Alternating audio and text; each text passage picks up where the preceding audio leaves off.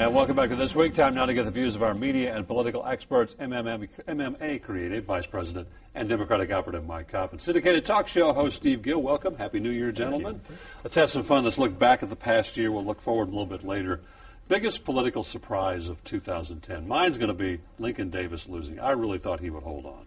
I'd have to agree with you. I think that shocked everyone, including Lincoln Davis. I think he was the way that he ran the campaign and the positions he took. I think he thought he could survive, and I think election night, being with some people that are close to that camp, I think it was a surprise, no doubt. Yeah, I don't think he saw it coming. I don't think most of the Republicans saw it coming. But I'd also add the number of seats Republicans picked up in the state house. I mean, some of those folks that had the kind of rose-colored glasses on were looking at a 6 or 7 seat net gain for the Republicans. Nobody saw 14. So I think both of those stories kind of are the same. Yeah. I think overall I wasn't surprised at the Republican landslide in that sense, because I think, the economy's bad. People are wanting to take out their anger on someone, and it just so happens the Democrats were in control. Biggest political issue of 2010, I'm going to go with the whole mosque issue that developed in the 6th congressional race with Luann Zelnick and that whole issue that's still kind of unresolved. As construction begins there, it grew to a bigger issue. I mean, I think obviously that was one of the big ones. I think you're going to see one translate from this year to next year, and that's going to be the whole issue of illegal immigration. The governor talked a little bit about it last week.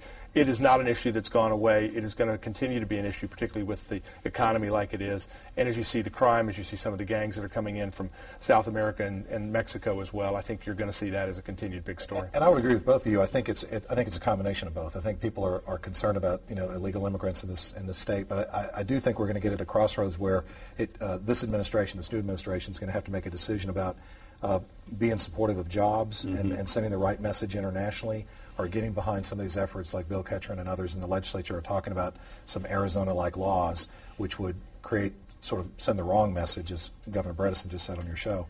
And I think that's going to be a big political issue going into this new session. Was there a biggest political issue this year? Would it be the election? Would it be the new governor? Would it be the legislature going GOP? Or would it be the flood, even though that's not really a political issue? I think it's jobs. I mean, honestly, I think the economy, the unemployment numbers had the biggest impact on all the elections up and down the ballot. And I think there is a sense, too, that I know the Republicans would like to believe that they've got a mandate. I think what it was more of a rejection of Democrats. Both locally and all the way up through the congressional ranks. I think you also have to throw in the Tea Party movement, both nationally as well as here in Tennessee. I mean, you had literally thousands of people turning up at the Tea Party rallies back last April 15th.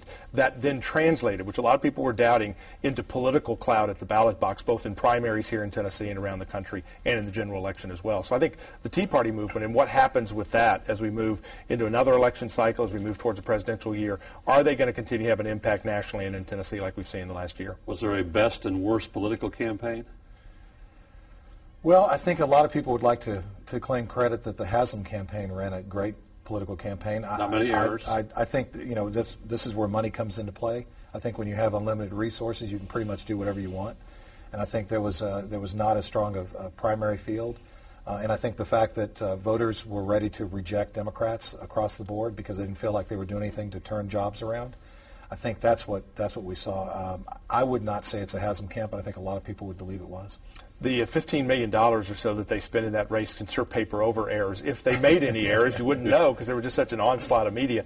I think you have to kind of give, again, back to the other story we talked about, Lincoln Davis, credit for one of the worst campaigns. I mean, the stuff he threw at Scott DeJarlais, I mean, literally every time you turned on the TV, you're talking about guns in your mouth, beating your wife, and that guy still beats you. If you can trash a guy that bad and he still wins, you're doing something wrong. Yeah, DeJarlais was going to get my vote for the best because he came out of absolutely nowhere in a brutal blood fest and won the campaign. Well, let's not forget Jim Cooper's race. I think he, hands down, wins the best political ads of the year. I think you're right. I think if anyone in his position, a Democrat running for Congress, that did as well as he did, just points to the fact that he maintained some reasonable an image of somebody who's reasonable and thoughtful, and somebody who wasn't bought into all this government spending. And I think taxpayers in general feel like he's a Democrat they can trust. And I think his ads certainly underscore Nationally, that. Looking a little bit west, I'd also say Stephen Fincher, a brutal primary with 2 doctors spending millions of dollars. He wins that, then goes on to beat a guy that at the outset looked to be the prototypical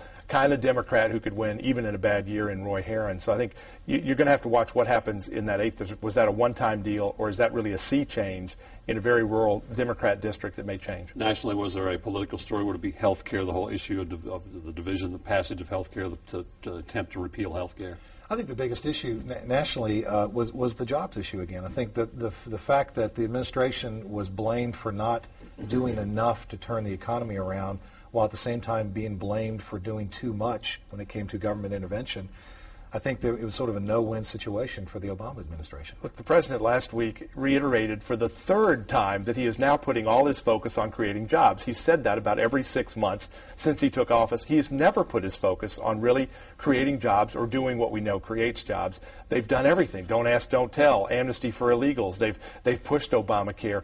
If this administration doesn't focus on jobs, jobs, jobs as we head into the new year and mean it, then I think we're going to continue to see the bleed in the economy. About a minute ago, what can we expect in Tennessee? The Republicans hold the majority in every chamber, and we have a Republican governor. What kind of format, what kind of agenda are we going to see? I think we're going to have to feel out the personalities. I think people don't know the working relationship you're going to see with new Speaker Beth Harwell, with Lieutenant Governor Ron Ramsey, with Bill Haslam. They all are very kind of easy to work with people, but there's going to be friction points. And I guess, based on our experience with this show for the last few years, we can expect surprises.